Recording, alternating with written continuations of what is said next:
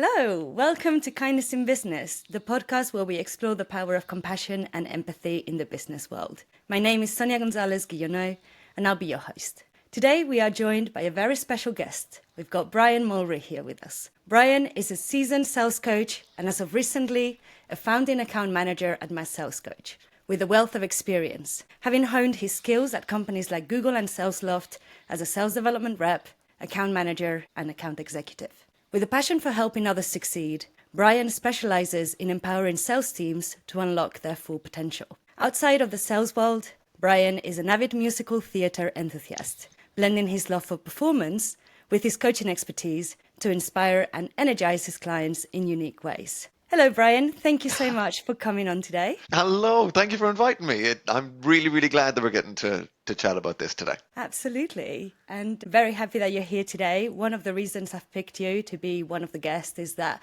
I remember when we first met face-to-face back in 2021. You were working at SalesLoft back then. And I remember I entered this conference, Sales Expo, on my own, didn't really know anyone. But you were standing there looking very approachable and with a smile on your face. And I can honestly say, every time I've seen you since then, you've always had that same smile on your face. And it really warms my heart. It's good to see genuine, kind people that care for themselves, but also for people around them, for their job, the impact that they make. And as a sales coach, you genuinely do care for the people that you coach, and that's really nice to see. I appreciate that. I didn't know you were going to start this off by saying really nice things about me, but thank you for that. I really appreciate that. That's absolutely fine. Obviously, I've just given a little bit of an intro to your kind of professional journey up until now, but do you want to share with us, who are you? Like, who's Bryan beyond work? Where did your journey take you? What does that look like? So this is something I've had to work on quite a lot over the last year. I used to define myself quite a bit by the work side of things. And then suddenly when you go self-employed, you realize that who you are is the job. Look, for those of you who don't know me, I'm Bryan. I'm a sales coach, and I'm an account manager as well. But in essence, what I try to be is just happy. I try to sort of take whatever situation I'm in and make the most of it in that time.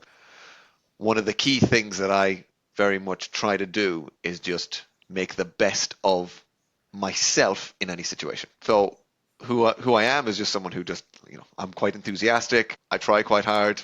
Yeah, that's kind of where I am in a general sense. It's a lot easier to answer this question by giving you facts and figures about, I'm from here, I'm from Ireland, I've had this long of a career, sales is my thing. Yeah, honestly, I just try to be enthusiastic. You mentioned something that was quite insightful there. You said you wanted to be happy, right? I think sales is one of those roles that comes with a lot of ups and downs, with a lot of happy moments, but also not so happy moments, right? Obviously now, being a solopreneur, having your own business, being responsible for bringing in that new business and bringing in deals, but also responsible for performing and doing a good job so that your customers are happy and hopefully come back. How does happiness play into this? Do you feel like you're achieving better balance? Obviously, you've been an SDR, an account manager, an account executive for large, huge companies like Google and medium-sized companies like SalesLoft. How does it differ? So with the happiness side of things, I have this wonderful definition of happiness that I learned. I've completely stolen this from a dude called Mo Gaudat. But essentially, happiness is where life meets or exceeds expectations. We can't control life, but we can control the expectations. And expectations don't have to be long-term. They can be short-term. So from a business perspective, the only way I've been able to remain happy in the whole world of going from, small businesses to massive businesses to medium businesses to me on my own and now to another small business, it's by being very clear with myself as to what my expectations are. I've just done a heavy week of onboarding where it's been a lot of calls. The expectations of that week were very simple. Get through the week.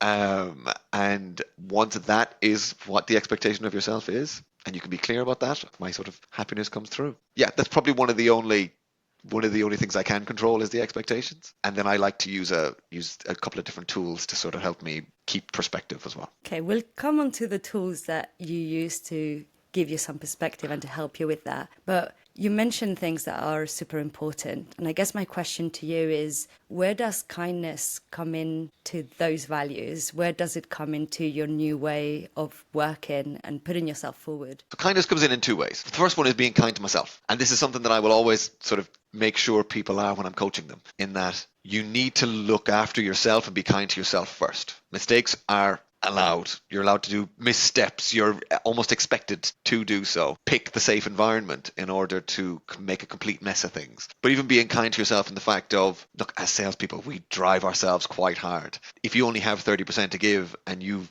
given yourself and you've given 30% to the business, you've given 100%. That's just how it'll go. But there's a lot of messaging that gets thrown at sellers, which is you need to be doing the exact same thing at 100% all day, every day. If you try and drive a car in fifth gear all day, you're going to break the thing. And the human body is no different. So being kind and meeting yourself where you're actually at, that's key. And then from a sales perspective, with being kind to others, it's about accepting their realities. So that's where the kindness comes in. It's like, it is so rare for people to actually feel heard. And what we do as sellers is we listen. So the kindest thing you can do to someone is help them feel heard. That is a skill that will help you in your business as well, but it'll also very much help the prospects on theirs. So that's a couple of ways that kindness ends up manifesting itself in sort of my world as a coach. I love to hear that. And I think, it is so apparent that kindness makes a difference to performance, your own and the people that you coach as well, right? And that kindness can be driven from ourselves, can be driven from your environment, the culture, the people around you, your boss, co-workers, but it's also going to be driven by processes, by how things are rewarded and incentivized, how people speak to you, whether or not there is a feedback culture. There are so many different elements that come into play, right? Yeah. And like, kindness in and of itself can get misconstrued in the business world and picked up as a bad thing, which I think is wild. So what misconceptions do you think people have about kindness in the business context? So kindness doesn't mean weakness. Look, in a I've said it before, in a sort of a tech bro world where you've got people, hustle culture coming at you on every form of social media, it can be really hard to have the idea that, like, kindness and understanding other people, especially in the world of sales, isn't weakness. When we focus on ourselves, we are very much focusing on the wrong thing, especially in the world of business, the world of sales. Nobody does well in that world by being completely self-serving. The quickest way to do so is to help other people. So sometimes the idea of kindness comes through being, not having strong opinions or not wanting confrontation, or it can be misconstrued as being a pushover, but that's not necessarily the case. Kindness in those circumstances should be more like having respect for your own opinions and being kind to yourself. Look, there's tough love. There's explaining to people why they're wrong. That is being kind to other people. Yeah, it can be misconstrued as a very it can be misconstrued very much as flaw in someone. Oh, they're too kind. And if so, that is the wrong business culture to be creating. Yeah, I would agree with you. I think sometimes it is almost linked to a stereotype of a typical person that may be fluffy or that may be too nice, right? And in reality, kindness goes so much deeper than that. And there is so much more to kindness than just being a kind person, right? At the end of the day, it comes down to compassion. It comes down to culture. It comes down to how do you react to mistakes. It comes down to how do you push your people to continue evolving and growing, but also how do you lead, right? Like if you're just telling someone about the things they're doing wrong all the time, then that's potentially not a very kind way of leading someone. While if you're focusing on the things they're doing right and the things they're doing wrong, that will have a more positive reinforcement, which in itself provides a safer place for everyone, right? And if you feel happier, if you feel like you're safe, in parentheses, because you're never 100% safe, but if you feel like you can go and speak to your manager and your colleagues, you're going to perform better. you're going to want to give in your best for that day, and you're going to achieve better results, right? That's something I've definitely seen. Is that something that you've noticed? Absolutely. Like one of my ways in sort of not necessarily testing, but knowing if someone is inherently kind is if when they have an opportunity to support somebody else, their immediate reaction is of course, rather than how do I make this work for me? And look, it's a skill, but it's also a personality trait. Some people are born with this, some people have to learn it, but it is something that you've just got to practice. So yeah, that's kind of where I think on that. Funnily enough, as you said that, it prompted me to think of a conversation that we had back in the day where we had a chat because you were starting out your business, right, as a coach, Yes, and I'd been indeed. doing it for a while. And at the end of the conversation, you said to me, "Hey, Sonia, like you've helped me so much. What can I do for you?" And I remember reframing that back to you and saying, like, honestly, I don't need you to do anything for me. I did this because I wanted to. However, if you want to pay it forward, go out there and help other people that need the help, right? And that was a really nice segue to end that conversation. And I have no doubt that you continued on with that and fulfilled it. Indeed. Well, it's funny. I've taken that one to heart. I coach a couple of different kinds of people. It's usually like small business owners or sellers.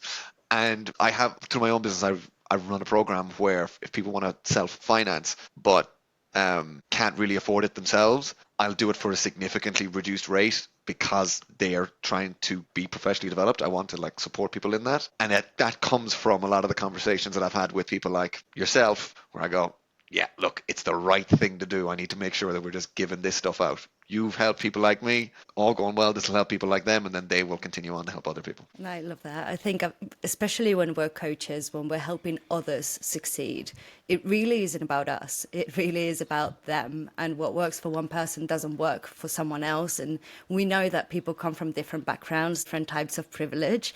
And at the end of the day, tech does need people from multiple paths of life, different experiences, because it builds better cultures, more well-rounded cultures, and it accelerates growth. You've got the same type of people thinking the exact same way, doing the exact same things. You're limited to where you can go, right? The moment you bring in additional eyes, perspectives, mindsets, hearts, it changes the game. Well, that's why I'm a coach and not a trainer. Have I ever run you through my definition of that, or my differences? I don't think I have since we chatted. No, but go for it. Big thing I've learned in the last year, big difference between coaching and training. Training is about information. It's kind of about me as the trainer. It's about here's what I think, here's the frameworks, it's about here's all the information you don't currently have. It's really important, but it's not about implementation. Coaching is about changing behaviors. Coaching is about meeting you where you're at and taking you from A to B, knowing everything that I know from a training perspective and being able to drip feed it to you as and when you need it. Trainers make a lot more money than coaches, but coaches sort of end up doing very specific, changing one life at a time or small batches of lives at a time rather than sort of something for mass consumption. And that's sort of where I sit in this, because I much prefer, as we're talking about kindness here, I much prefer sort of changing things on the micro level. Yeah, we definitely agree there. And honestly, half of the battle with sales coaching is that it does come down to the individual. And not only that, but there are layers to it. And you mentioned behavior being a key element, but I find that behavior is one of them, but mindset is another one, right? And if you don't have both of them working well, and if you're not able to identify what's not working well, then that is going to impact the way you perform. And unfortunately in sales, it is a numbers game as well. You do need to perform, you do need to achieve your targets, otherwise you're going to struggle and potentially you're not going to be in sales much longer, right? So it is something that, you know, you need to merge together the kindness and the performance element to make people more successful, get better results, but also be happier within their day to day and understand that sales does come with roller coasters and then not every day is going to be amazing. So I've got a really good example of this. Yeah, go Just ahead. the reason being is I had a conversation with someone recently, and she's a young seller, sort of beginning out at the beginning of her career, and you know, we had a session together, and at the beginning of the session I went, something's wrong here. What are we talking about? She wanted to talk about cold calling. I went, there's something going on here. And essentially, once we cracked that, we spent 30 minutes talking about boy trouble. Now, this was 1 o'clock in the afternoon. She hadn't been able to do much cold calling in the morning. She hadn't been able to think about it straight. She was thinking about other life things because life comes at her. We spent 30 minutes talking about boy trouble. We spent 5 minutes talking about what she was going to do for the rest of her day. And she dropped me a text later on in the day, I booked 2 meetings today, because she was able to, in that moment, we were, rather than trying to meet her at the tactical level, you meet her as a human being. And you go, okay, Yes, boy trouble is not work, but I bet it's affecting your work. So let's chat about all that side of things. And as a coach, we have to get into all that. Absolutely, because the thing is, and we're all guilty of this, right? We say that personal and professional, we don't let it mix in, but at the end of the day, our professional life is part of our personal life, it's part of our whole life. And so sometimes there are certain things that, as much as we try to keep them out, they still impact, even in ways that we may not even realize, right? And I think in this particular example that you've just given, you provided that safe space for your student, your coachee, to feel comfortable enough to address with you what was on their mind. And then from that, you were able to remove that blockage and create a plan of action as to how to move forward effectively. But if you hadn't done that, it's very likely that your student would have gone the whole day not realizing why they weren't being productive and procrastinating on things that would remove the focus from what was on their mind, right? So I think it is 100% true. And as coaches, sometimes we are therapists in some ways, in the sense of we don't provide therapy, but we do listen, right? And listening is such a key element of that kindness piece, because if you don't listen, people won't trust you. And if they don't trust you, you can't do much as a coach. One of my core coaching principles is that nobody believes a single word I say, but they believe 100% of what they say. So my job as a coach is not to tell them things, it's to get them to say it themselves.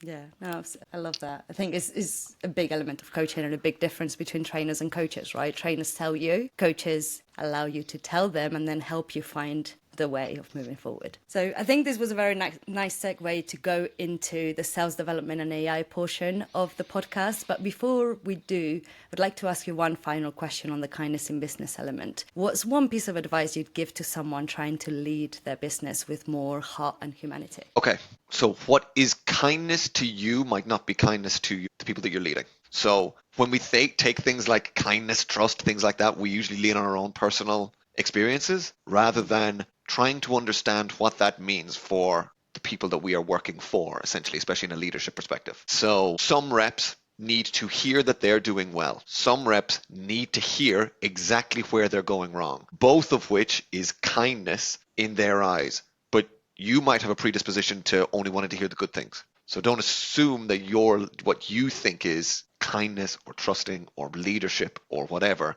or motivation is the same on the other side. That's one of the first key pieces with all of this. Nice. And since you've mentioned it, what does kindness in business mean to you As an employee or as a leader? as a leader? As a leader, so what kindness means to me is just making sure that people know that I'm thoughtful.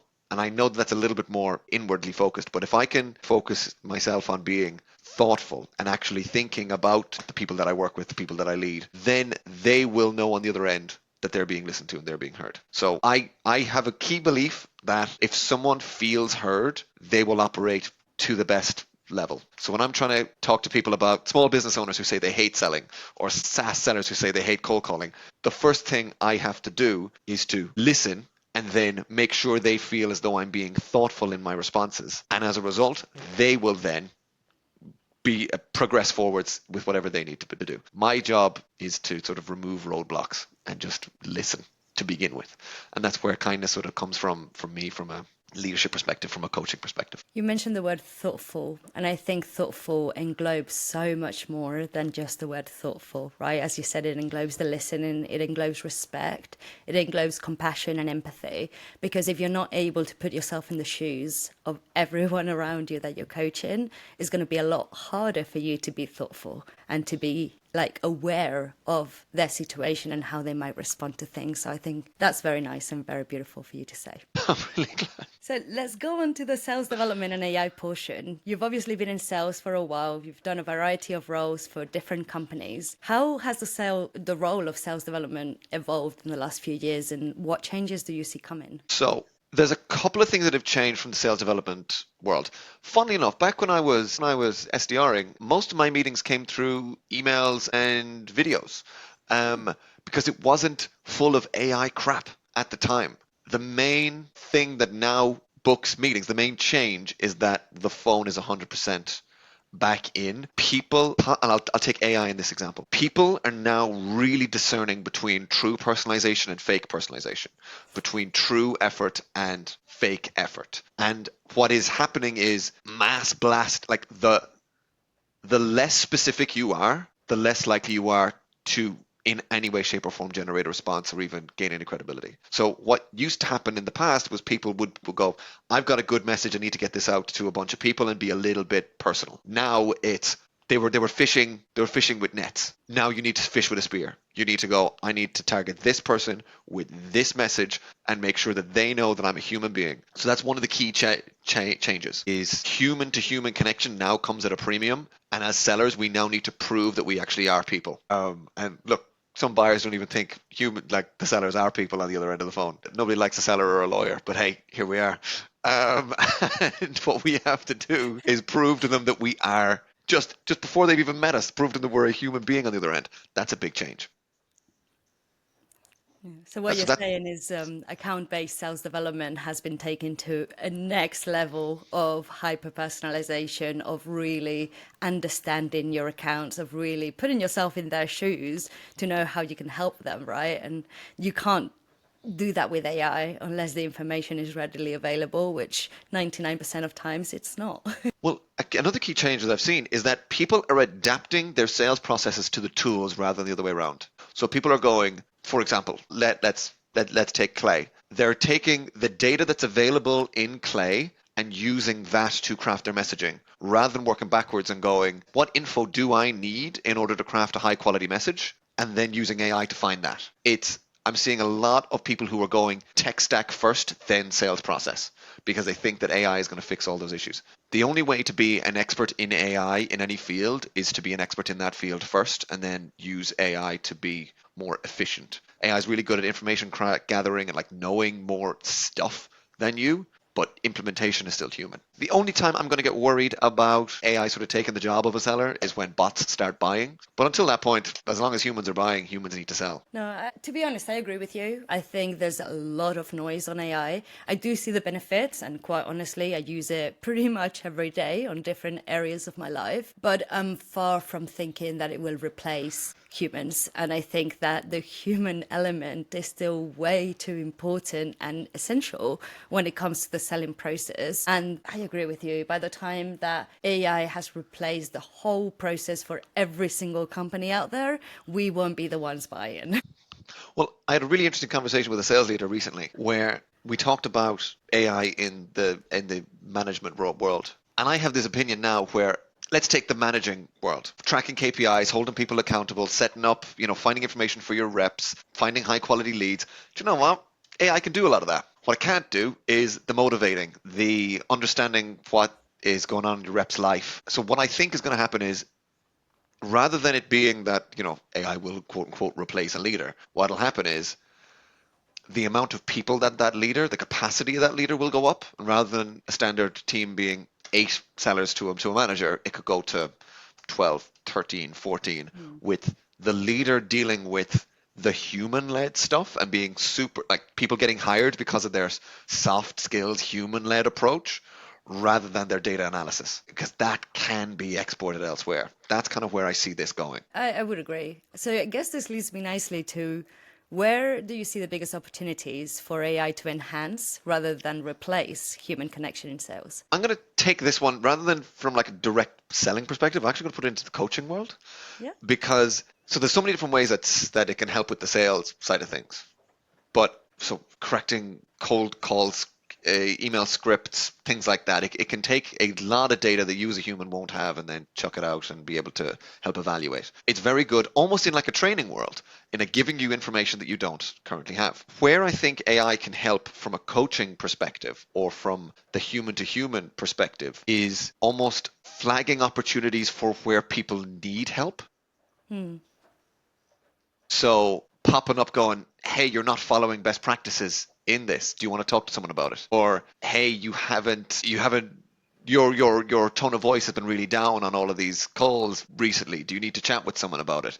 It's taking the data that we can collect in our day-to-day lives that a lot of us don't even know is being connected or collected, and filtering that for AI to flag, hey, you need human connection here, hey, you need human connection here, hey, you need human connection here. What I would love as a coach is if I got a ping on my phone that one of my coachees is having a tough time with the emails they're writing. And I go, oh, wonderful, now's a good time for me to reach out. It's like trigger-based coaching rather than set times. I don't think we can do it now, and I think it'll be I say this as someone who knows no idea what the speed of AI, but I think it'll be a year or two or a couple of years before we can get into that world.